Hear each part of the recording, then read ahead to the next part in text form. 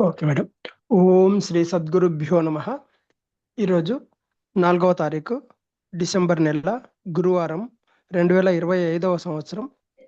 ఈరోజు మన గ్రంథము శుష్క వేదాంత తమోభాస్కరం పార్ట్ 4. ఈ గ్రంథం యొక్క సారాన్ని గురించి శ్రీ లక్ష్మీ మేడం గారు ఈరోజు సత్సంగ భాషణం చేస్తున్నారు.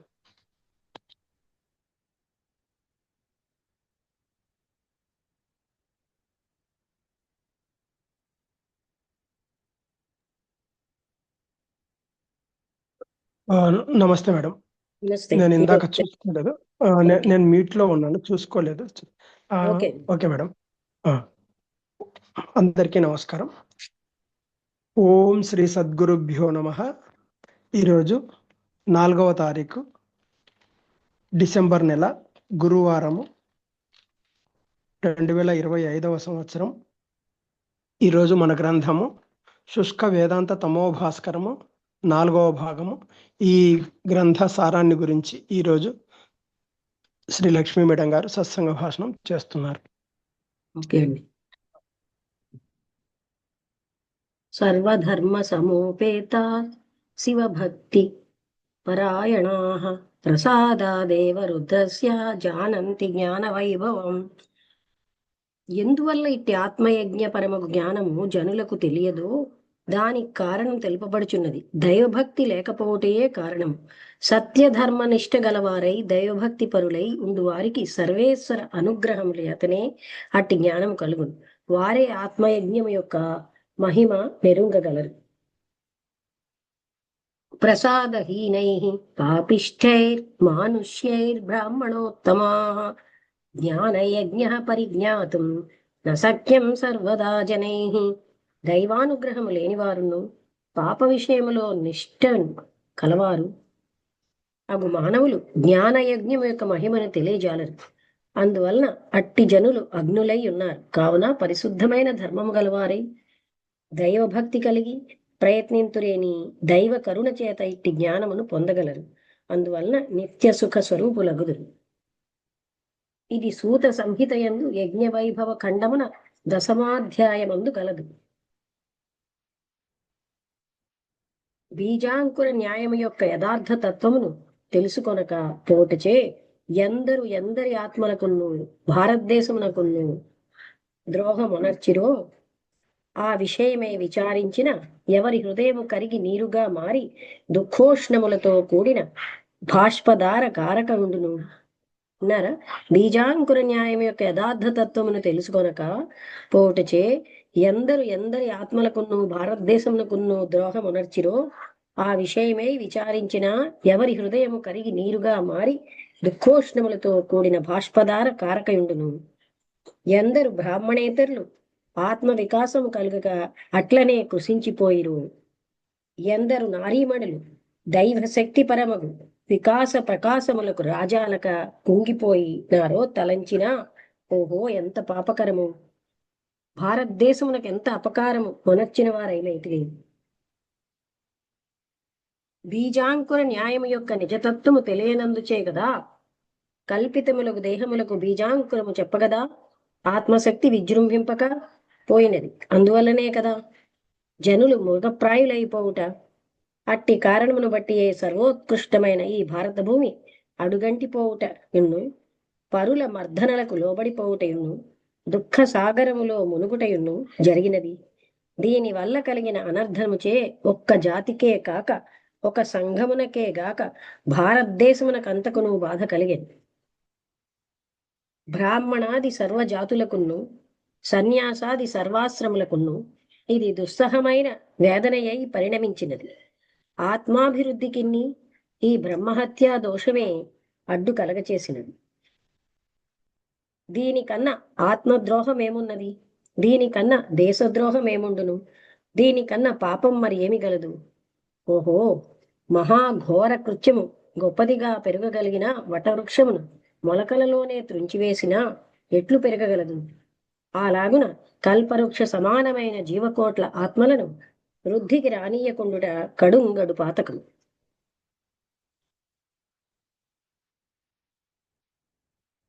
అయితే వారి ఆత్మాభివృద్ధికి ఏమి అడ్డు కలగ చేసినాము? వృద్ధి పొందేలాగున చేసుకొనకూడదా అని కొందరు అడగవచ్చు. దీనికి క్రింద చెప్పబో సమాధానం మనం గ్రహించవలసి ఉంది. బీజము వృక్షమగుటకు శుద్ధమైన భూమియు, నిర్మల జలము, సూర్యరశ్మి, శుద్ధ వాయువు, ఆకాశతత్వమును కావలసి ఉండును. ఏలనా బీజము పంచభూతాత్మకము. అది వృద్ధి ఎగుటకు పంచభూతములు అనుకూలముండే తీరవలను. లేనిచో బీజము ఏలాగును వృక్షము కాగలదు. అదే ప్రకారము ఆత్మ వికసించుటకు మొట్టమొదట తగిన ఆహారము, యోగ్యమైన విద్యాభ్యాసము, యోగ్యమైన ఆచరణ, యోగ్యమైన జనుల సంసర్గము, యోగ్యులకు వారి ఉద్బోధనము అనగా నీ ఉపదేశ వాక్యములు కలిగి ఉండిన మాత్రమే తనలో గల ఆత్మశక్తి వికసించి ప్రకటితము కాగలవు.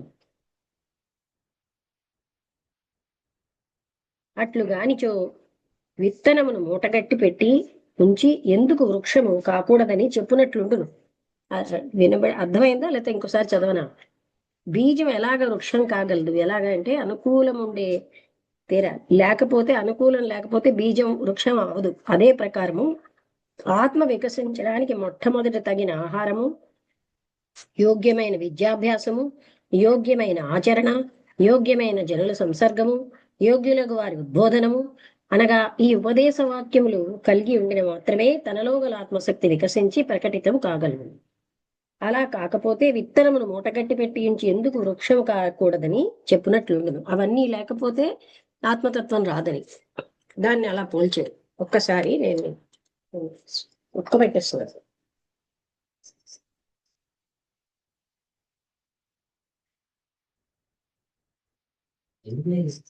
వాటర్ కావాలి అది సింక్ లో పెట్టింది.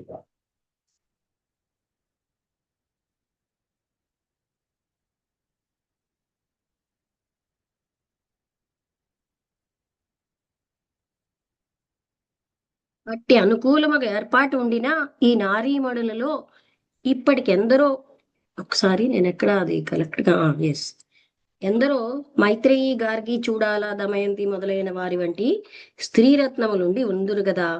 అలాగే బ్రాహ్మణేతరులలో కూడా విశ్వామిత్ర, జనక, భీష్మ, తులాధార, సూతాదుల వంటి మహాపురుషులు కూడా ఆవిర్భవించవలసి ఉండేది వారు కదా. అయ్యో, ఎటువంటి పుణ్యాత్ములను పోగొట్టుకున్నాము. హా, ఎంత కష్టము! దీనికి ఒక చిన్న దృష్టాంతము చూడు. ప్రస్తుత ఆంగ్లేయ విద్యలో అందరికీ స్వాతంత్ర్యం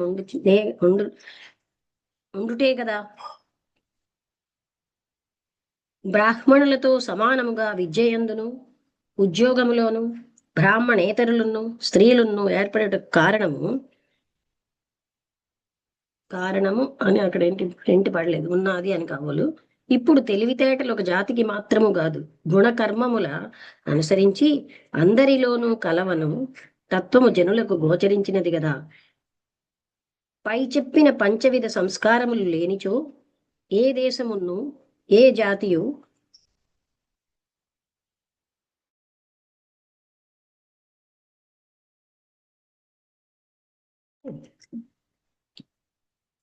చూడండి, ఏ దేశమును ఏ జాతియు ఉన్నత స్థితికి రాజాలదు, ఇంతవరకు వచ్చి ఉండలేదు. ఇట్టి సంస్కారము భారతదేశంలో ఎప్పుడైనా ఉండినట్లు కనిపించుటలేదు. కనుకనే ఈ జనులు సూత్రధారి చే తోలుబొమ్మలాడింపబడినట్లు ఇతరులచే ఆడింపబడుచున్నారు. దేశ సంస్కరణము కాకతాళీయ న్యాయమును అనుసరించి ఎప్పుడో ఎవరికో ఒకరికి జన్మాంతర సంస్కారం అనుసరించగలిగాడు. దైవ జ్ఞానం వంటిది కాదు. ఎట్లనా హఠాత్తుగా భూమి నుండి ధనం ఒకరికి దొరికి ఉండవచ్చు. అలాగున అందరూ ధనవంతులు కాజాలరు. అది దైవవశమున ఒక్కరికి దొరకవచ్చునే గాని సర్వజన సమానమైనది కాదు. సాధారణ విద్య చేతను, కృషి చేతను, ఉద్యోగము చేతను, వ్యాపారం చేతను జనులు ధనవంతులు కాగలరు గాని వేరు మార్గము లేదు. అలాగున జనుల యొక్క బుద్ధియు జ్ఞానమును అభివృద్ధి నొందుటకు సంఘ సంస్కరణ అత్యవసరం. సర్వదేశీయులు ఇట్టి తత్వమును కనుగొనియే లోకోత్తరులైరి. బీజాంకుర న్యాయము దేహమునకు సంబంధించి సాధించుటకు సాహసించువారు కూడా శాస్త్రమును ప్రమాణముగా గైకొందురు. ప్రత్యక్షాది ప్రమాణములు ఆరింటిలో శబ్దము అనగా ఆగమము అందరూ అంగీకరింపరు. అంగీకరించు వారు కూడా అంతయు అంగీకరింపక యథార్థవాది చెప్పునది ఏ కాలమునైనా బాధింపబడినది మాత్రమే అంగీకరింతురు. ఇచ్చటనే దీని యొక్క కీలు గలదు. ఈ చెప్పేలాగున విచారణ చేసి అంగీకరించు పక్షమున శాస్త్ర ప్రమాణము అందరున్నూ అంగీకరింతురు. ఇది సత్యార్థ దృష్టి కలవారి అభిప్రాయం, సత్యాన్వేషుల యొక్క నిశ్చయాభిప్రాయం. ఆత్మ సోదరులారా, ఇకరైనా గుణకర్మముల యోగ్యతలను బట్టి వారికి తగిన స్థితిలోనికి ప్రవేశించుటకు అవకాశం కలుగజేయుడు. అప్పుడు దేశము ధన్యతను గాంచును. భారతదేశము తక్కిన దేశములన్నింటికి మార్గదర్శి అగును. సోదరుల వలె అందరూ సుఖింపగలరు. ఇక మంగళాచరణ పూర్వకముగా సర్వేశ్వర స్థితితో ఈ వ్యాసము పరిసమాప్తము చేయబడుచున్నది. ధ్యానం. మీకు ఇది అర్థమైందా? అందరికీ విన్నారా? అంటే ఎలా అయితే ఇప్పుడు ఈ రకమైనవన్నీ ఉంటేనే కదా ఆత్మతత్వం అని చెప్పారు కదా అని శాస్త్ర ప్రమాణం ఉండాలి, లేకపోతే చెప్తే ఎవరు వినరు. ఒక ప్రమాణాన్ని బట్టి ఇది రైట్ ఇది రాంగ్ అని మనం చెప్పగలుగుతున్నాం. శాస్త్ర ప్రమాణం అనేది మలయాళ స్వామి గారు ఏం చెప్తున్నారంటే, అంత గొప్ప జ్ఞాని కూడా శాస్త్ర ప్రమాణం అనేది సత్వాన్వేషుల యొక్క నిశ్చయాభిప్రాయం. అంటే ఆ ప్రమాణాల్లో శబ్ద ప్రమాణం అంటే వాళ్ళు చెప్పారు, ఇది వేదాలు చెప్తున్నాయన్నా వింటం లేదు. శాస్త్రం అంటే అది డైరెక్ట్ గా శాస్త్రం యొక్క ప్రమాణమే మనకు ప్రమాణం. ధ్యానం. సౌమ్యం మహేశ్వరం సాక్షాత్ సత్యం విజ్ఞానం అవ్యయం వందే సంసార రోగస్య భేషజం పరయాముదా యస్య ప్రసాద లేశస్య లేశలేశ లవాంశకం లబ్ధ్వా ముక్తో భవేజ్జంతు స్థం వందే పరమేశ్వరం. జంతుస్థం వందే పరమేశ్వరం యస్య మాయామయం సర్వం జగదీక్షణపూర్వకం తం వందే శివమీశానం తేజోనిధి ముహుమావతిం. ఇవాళ పొద్దున్న మేము ఏం చదివామంటే అవధూత గీత. అవధూత గీతట షిర్ది బాబా గారు చదవమని చెప్పారట. ఎందుకు చదవమన్నారు అంటే అవధూత యొక్క లక్షణాలు ఎలా ఉంటాయి అతను అడుగుతున్నాడు. ఎవరు? దత్తాత్రేయులు అని అతను అవధూత అడుగుతున్నాడు. ఆ అడిగిన దానికి దత్తాత్రేయుల సమాధానమే అవధూత గీత 5 to 6 అది చదివాం. అందులో కూడా ఏకత్వానుభూతి పొందిన వాళ్ళు ఏ విధంగా ఉంటారన్నది ఒక శ్లోకము తాత్పర్యం ద్వారా, చిన్న పుస్తకమే కానీ అది అందులో ఉంది. అంటే మానవ జీవిత లక్ష్యం ఆ ఏకత్వానుభూతి పొందడమే. రెండు లేవు.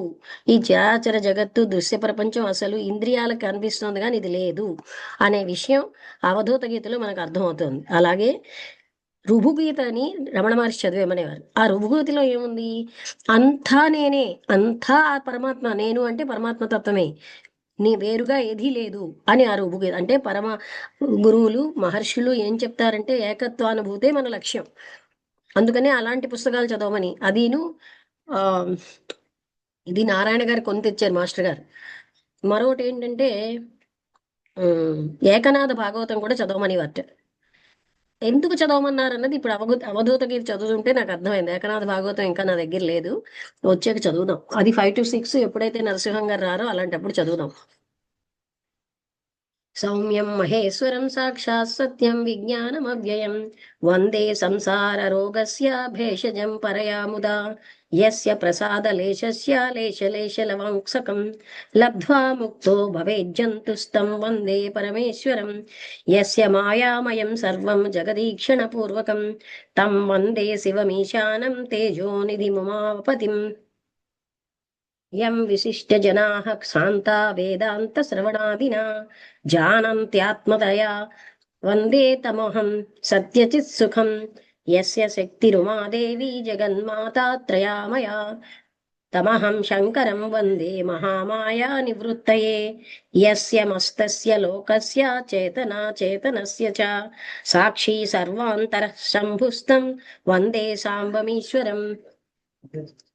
ఒక సూర్యుడు సమస్త జీవులకు తానొక్కొక్కడై తోచు పోలిక నే దేవుడు సర్వకాలము మహాలీలను నిజోత్పన్న, ఇది కూడా పద్యమే.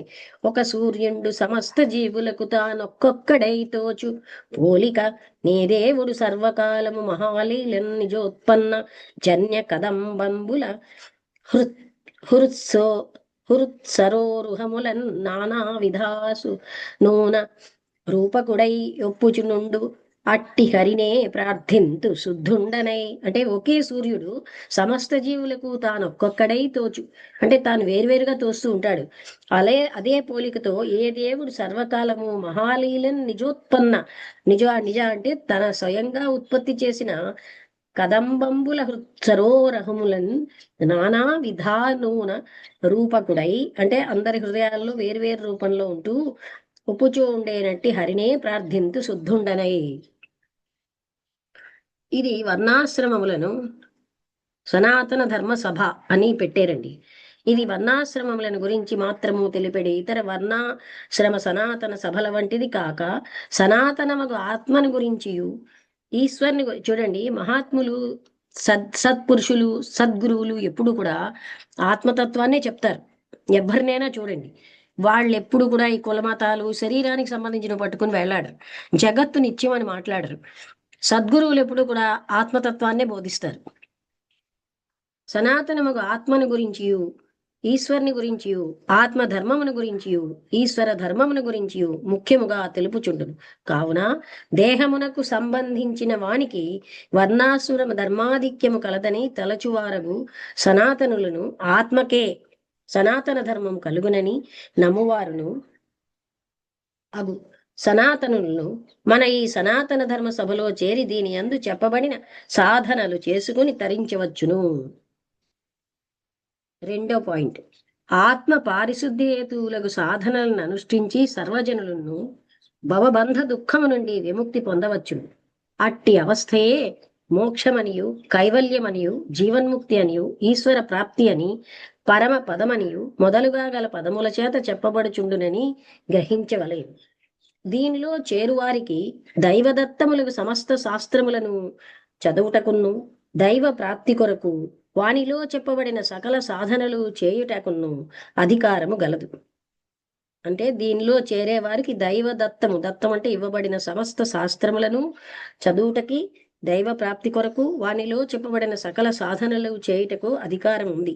కానీ భోజనాది కార్యములన్నీ వారి వారి వర్ణాశ్రమములకు తగిన రీతిగా చేసుకొనుటలో ఎలాంటి ఆటంకమును లేదు. ఈ సభ యొక్క ముఖ్యోద్దేశం బ్రహ్మచారులను తగిన సంస్కారముల చేతను, దైవ సాధనల చేతను శుద్ధపరచి సంస్కృత విద్య మొదలగు ఉత్కృష్ట శాస్త్రములను నేర్చి ఆత్మోన్నతి కొరకు తయారు చేయుటయు, విద్యాభ్యాసము చాలా వరకు వచ్చిన తర్వాత గృహస్థాశ్రమం స్వీకరించుటకు, ఇష్టము గల వారిని వారి వారి స్వగృహములకు పంపుటయు, ఇష్టము లేని వారిని దైవ విషయములోను లోకసేవలోను ఉండేలాగున ఏర్పాటు చేసుకొనుటయు అగును. అలాగున విరక్తులై బ్రహ్మనిష్ట చేయదలంపు గల స్త్రీలకు గాని పురుషులకు గాని వేదాంత శాస్త్రములను అభ్యసింప చేసేలాగున తగిన ఏర్పాటు చేసి, యోగ సాధనలు నేర్చుకొనుట కష్టము గల వారికి అవియున్ను నేర్పి, ఇష్టము గల వారికి అవియున్ను నేర్పి, దైవజ్ఞాన ప్రాప్తి కొరకును దైవజ్ఞానమును లోకములో బోధించుటకు యోగ్యత కలిగేలాగున చేయుటయు అగును. వీరిలో తగిన యోగ్యత కలదని తోచువారికి ఇష్టమైనచో సన్యాసాశ్రము కూడా ఇవ్వవచ్చును. ఐదో పాయింట్, ఏ సమాజమైనను మొదటనే గొప్ప సంస్థగా ఉండజాలదు. సమాజం వృద్ధి అగునప్పుడు స్త్రీలకు ప్రత్యేక ప్రదేశమును, అలాగే పురుషులకు ప్రత్యేక స్థలమును ఉండవలేదు. అంతవరకు విశేష దూరము కాక ఒకే ప్రదేశములోనే స్త్రీలకు ప్రత్యేకముగా నివాస స్థలం ఏర్పరచడానికి అనుకూలముండిన ప్రస్తుతం ఏర్పరచి సమాజ అభివృద్ధి కలుగునప్పుడు దూర ప్రదేశములలో ఆశ్రమములు నిర్మించుకొనవచ్చు. స్త్రీ పురుషులకు ప్రత్యేక స్థలములే శ్రేయస్కరములు గాని ఒకే ప్రదేశమునందుండుట ఉభయులకును శ్రేయోదాయకము కాదు. వటవృక్ష బీజము గొప్ప వృక్షమొకటకు కొంతకాలం పట్టును గదా. గంగా, గోదావరి మొదలగు నదులు ప్రారంభ ప్రదేశము చాలా చిన్నదిగా ఉండియు క్రమముగా గొప్ప పుణ్యనదులై ప్రవహించి లోకమును ఏలాగున పునీతములు నడుచుచున్నవో అట్లే ఇప్పుడు కానిపించుచుండు గొప్ప సంస్థలు కూడా మొదట అలాగుననే చిన్నవిగా నుండి క్రమాభివృద్ధి నొందెను.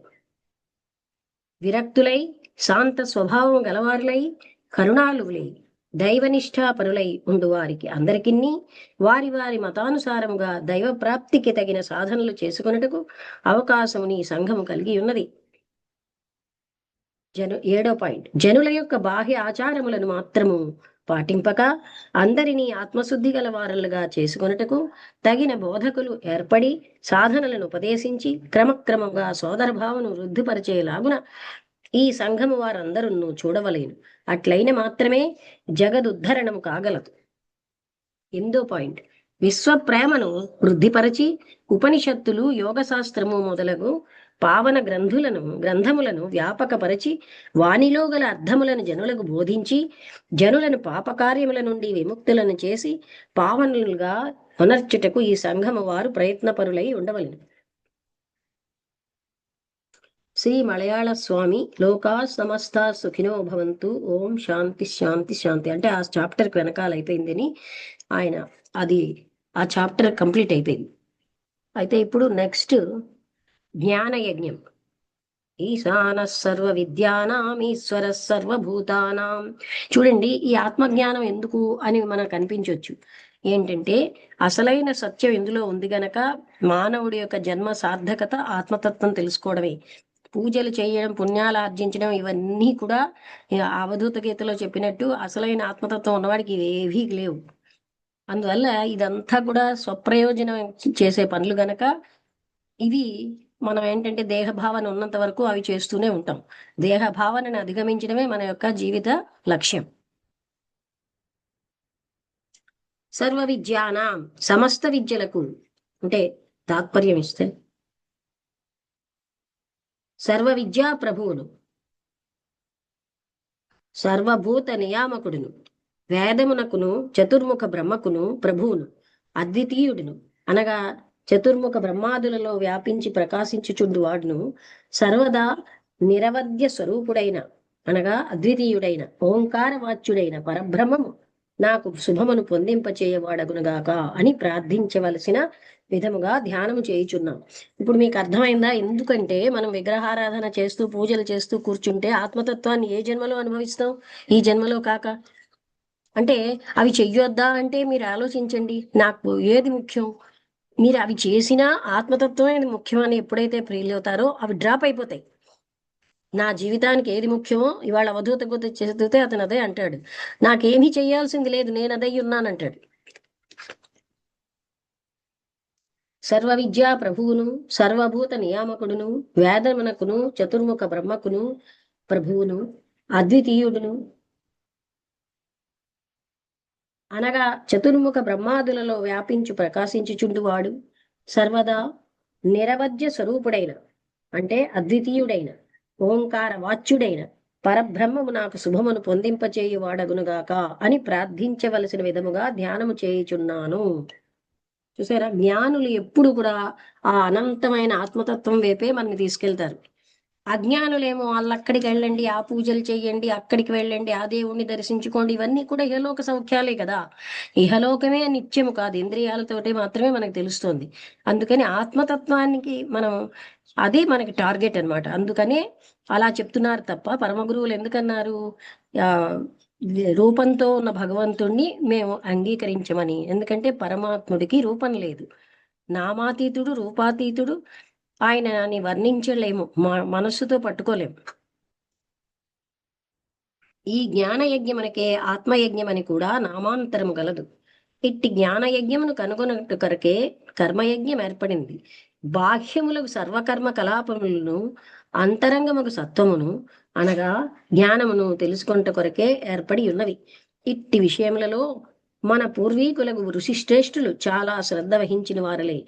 మందమతులకు ఫలాసక్తిని మెండగుటచే అట్టి వారికి స్వర్గాది ఫలములను నిరూపించి క్రమముగా చూసారా, మందమతులు అంటే తక్కువ బుద్ధి ఉన్న వాళ్ళకి ఇదిగో నీకు స్వర్గం వస్తుంది, నీకు పుణ్యం వస్తుంది అని అలాంటి ఫలాలని నిరూపిస్తారు. అంటే ఏంటి? చూపిస్తూ ఉంటారు, లేకపోతే వాళ్ళు చేయరు. అందుకని మందమతులకి ఏం చెప్పాలి? ఈ పూజ చేయి, నీకు ఈ పుణ్యం వస్తుంది, ఈ నోము చేయి, ఈ పుణ్యం వస్తుంది, అలా అక్కడికి వెళ్ళు, నీకు పుణ్యం వస్తుంది, ఇలాగ టెంప్టేషన్ పెడితే కానీ చెయ్యరు గనక వాళ్ళకి ఇలాంటివన్నీ పెడతారు. ఇది మలయాళ చెప్తున్న విషయం అండి. అంటే మందమతులకు ఫలాసక్తి మెండు అంటే ఎక్కువగా ఉంటుంది గనక అలాంటి వారికి స్వర్గాది ఫలములను నిరూపించి క్రమముగా వారిని కూడా ఈశ్వర సాక్షాత్కార జ్ఞానమునకు తీసుకొని పోవలెను అనే తలంపుతో బాహ్య కర్మములను వాని యొక్క పరలోక సౌఖ్యములను వర్ణించడం అయినది. అంతేగాని నీకు పుణ్యము పరలోకంలో నీకు స్వర్గం వస్తుంది ఇలా చెప్తే గాని వీళ్ళు పనులు చేయరు, మందమతులు కదా. అందుకని నువ్వు ఈ పూజ చెయ్యి, ఆ క్షేత్రానికి వెళ్ళు అని చెప్తారు. ఎవరైతే మందమతులు కారో వాళ్ళకి అవన్నీ అక్కర్లేదు. వివాహ కాలములో కన్యకలకు అరుంధతీ దర్శనము చేయించుట కొన్ని ప్రదేశములలో మామూలు ఆచారమై ఉన్నది. అరుంధతీ నక్షత్రము సూక్ష్మముగా ఉండుటచే సమీపములో నుండి స్థూల నక్షత్రములను కనపరిచెడు రీతిగా దీని యొక్క తాత్పర్యమై ఉన్నది. మనకు స్థూల దేహం మాత్రము గలదని తలంచువారు కలరా? ఒకవేళ అటువంటి వారు ఉండినచో వారు జడులుగానో పశుప్రాయులుగానో ఉందురని తలంతురు కదా. దేహమునకు భిన్నుడై జీవుడు అనగా ఆత్మ ఎలాగున వేరుగా నుండునో అలాగే స్థూలములకు సమస్త కర్మములకు అంతరార్థముకు సూక్ష్మతత్వము గలదు. అది కనుగొనుటకు ఈ స్థూల కర్మలు ఏర్పడినవే గాని, చూసారా, అది తెలుసుకోవడానికి స్థూల కర్మలు మరొకటి కాదు. కనుకనే విజ్ఞానం ఉదయమగునప్పుడు అజ్ఞాన సంబంధమైన సమస్త కర్మముల నుండి విడుదల చేసుకుని ఆత్మ నిష్ఠలో కాలం గడుపుట జరుగుచున్నది. సూక్ష్మ బుద్ధితో విచారిస్తే ఈ కనిపించడి జగత్సృష్టి కూడా దీనికి సాక్షి అయిన ఈశ్వరుని కనుగొనట కొరకు ఏర్పడినదే. ఈ మహామహిమ కలిగి చిత్ర విచిత్రములకు జగత్తును సృష్టించిన కర్త ఒకడుండవలెనని బోధము కలుగునప్పుడే ఈశ్వరుని యందు గొప్ప భక్తి కలుగును. అద్భుతమైన యంత్రమును గాని గ్రంథమును గాని వస్తువును గాని చూచినప్పుడు కదా అవి నిర్మించిన వారిలో గౌరవభావం కలుగును. అవి లేనిచో వాని నిర్మాతలపై ఎట్లు పూజ్య భావము కలుగదో అలాగే అమోఘమగు ఈ సృష్టి యొక్క వైచిత్ర్యములు గోచరించినప్పుడే సర్వేశ్వరుని యందు భక్తి విశ్వాసములు కలుగుటకు అవకాశం ఏర్పడు. అలాగే సమస్తములోనూ గల సూక్ష్మతత్వమును కనుగొనవలేను. లేనిచో దేహమే ఆత్మయని నమ్మిన వాని జీవితం ఎలాగున జడమైపోవునో యజ్ఞాది కర్మల యొక్క అర్థమును అటువంటిదే అగును. ఒక వస్తువును కనుగొనక దానిలో గల రహస్యమును పరిశీలించుటకు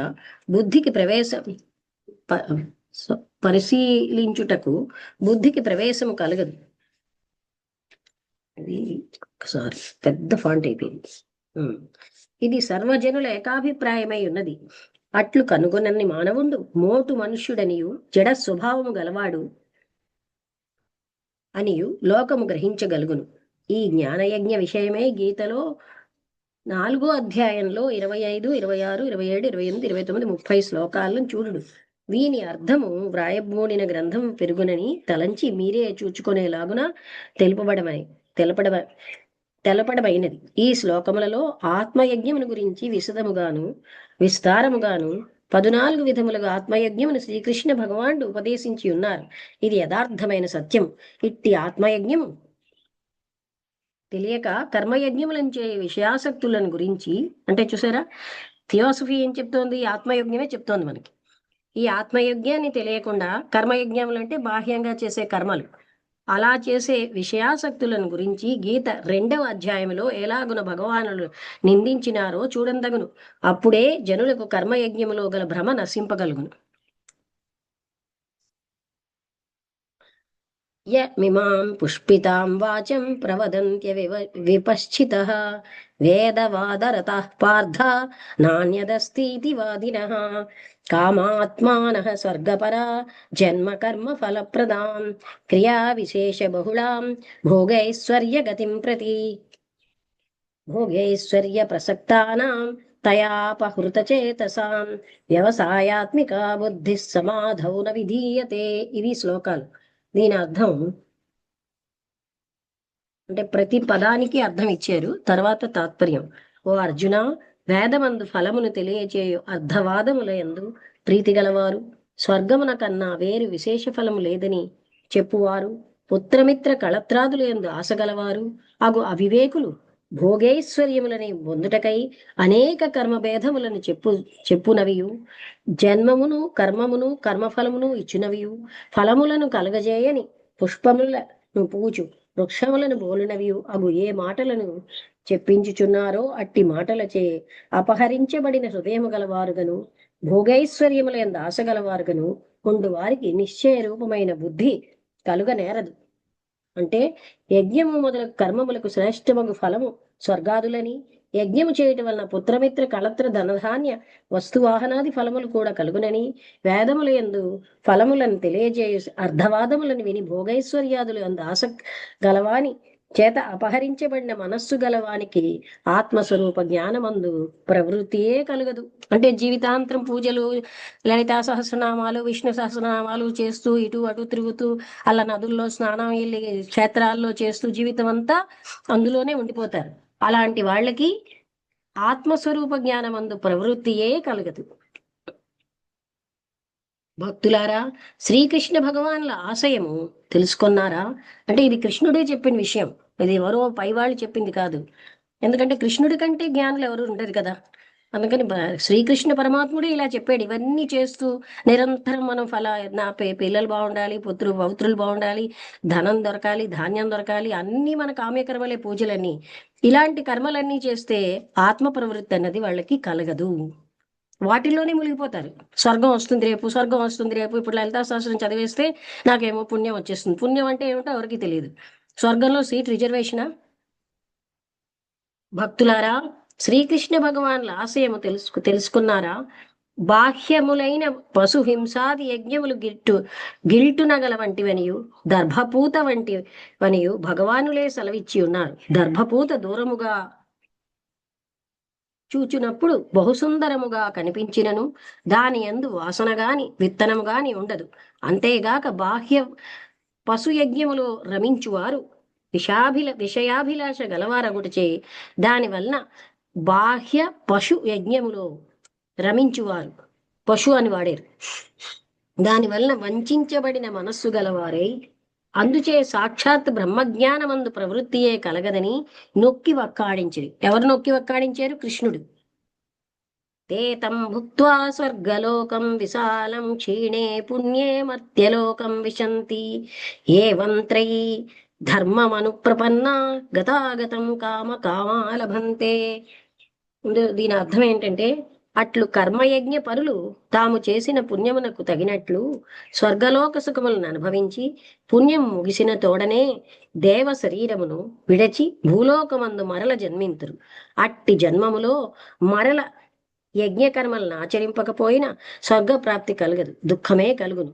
ఒకవేళ యజ్ఞకర్మలను ఆచరించిన స్వర్గం నొందవచ్చును అని ఈ ప్రకారముగా అర్ధవాదముల యందు చెప్పబడిన ఫలముల యందు కోరిక గల యజ్ఞకర్తలు విషయాసక్తులై ఇహలోకము నుండి పరలోకమునకు, పరలోకము నుండి ఈ భూలోకమునకు ఘటీ యంత్రము వలె రాకపోకలు కలిగి ఉందురు. అంటే పునరపి జననం, పునరపి మరణం. మరియు అందుకే యాంథ్రఫోమార్ఫైజ్డ్ గాడిని మేము అంగీకరించమని మహాత్ములు చెప్పారు దివ్యజ్ఞాన సమాజంలో. ఎందుకంటే ఆ పరమ సత్యాన్ని తెలుసుకోవడానికి. ఇలా పూజల్లో మునిగిపోయిన మనస్సు ఫలితాల్లో కోరుకుంటూ స్వర్గ సుఖాలను ఆశిస్తూ వాళ్ళు మళ్ళీ పునరపి జననం, పునరపి మరణం. అంతేగాని ఆత్మతత్వం మీద మనకి అటు వెళ్ళలేకపోతున్నారు. మరియు ఈ కర్మ విషయమే గల ఇతర ప్రమాణమును చూడుడు. యత్ సత్యం తదుపాసితస్య మమునా సత్యం యతో లభ్యతే సత్యోపాసనయా తథైవ చ ఫలం స్వప్నోత్థ రాజ్యాదివత్ ఆయాసే సదృశేపి తుచ్చ ఫలదే మార్గే ప్రవృత్తి కథం మాయా వైభవమే తదేవ తదితం భక్త్యా హరేరాప్యతే. అంటే సత్యమైన బ్రహ్మమును ఉపాసన చేసినందువలన సత్యమైన బ్రహ్మత్వం గాన బ్రహ్మ అనుసంధానపరుడై ఉండవలెను. మీ విద్యలకు పదార్థముల విషయమై ప్రవర్తించట స్వప్నములో రాజ్య పట్టాభిషిక్తుడై ఉన్నట్లుండును. అది ఎట్లు సత్యమో, అది ఎట్లు అసత్యమో అట్టి అసత్యముకు ఫలమునే బాహ్య యజ్ఞములచే పొందును. యజ్ఞం అంటే ఏమిటి? మనం మాటలు అంటే ఇందులో ఎన్నో రకాల యజ్ఞాలు, అవన్నీ ఆత్మతత్వం కోసం చెప్తాయి, గీతలో ఉన్నాయి. నీచ ఫల ప్రథమకు మార్గమున జనులు ఎలా ప్రవర్తింతురు చూసారా? ఈ వాక్యం మళ్ళీ చదువుతాను. మిథ్యలగు పదార్థముల విషయమే ప్రవర్తించుట స్వప్నములో రాజ్య పట్టాభిషిక్తుడై ఉన్నట్లుండును. అది ఎట్లు సత్యమో అది ఎట్లు అసత్యమో అట్టి అసత్యమగు ఫలమునే బాహ్య యజ్ఞముచే పొందును. రెండు విధములైన ధ్యానములందు ప్రవృత్తి సమానమై ఇది అంతయు ఉండగా నీచఫల ప్రథమగు మార్గమున జనులేల ప్రవర్తింతురు. అయితే ఇది ఎంతయు మాయా మహాత్మ్యమని తలంపవలసి ఉన్నది.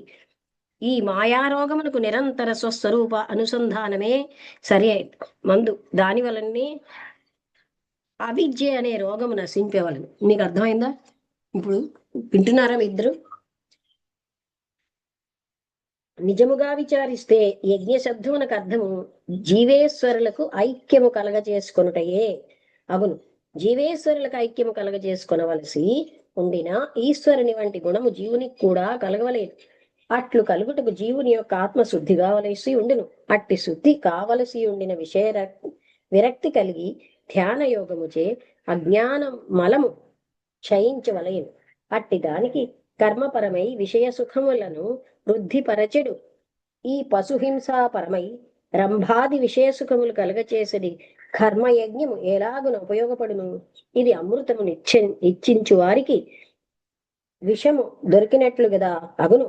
అట్లే సూత సంహితాది పవిత్ర గ్రంథములు చెప్పుచున్నవి. ఎంత మహాత్ముడు చెప్పినా బాహ్య విషయాలు, పూజలు, పునస్కారాలు వదిలేసి పట్టుకుని ఆత్మతత్వాన్ని వదిలేశాడంటే ఆ మహాత్ముని దూరం చేసేయాలి మనం కదా.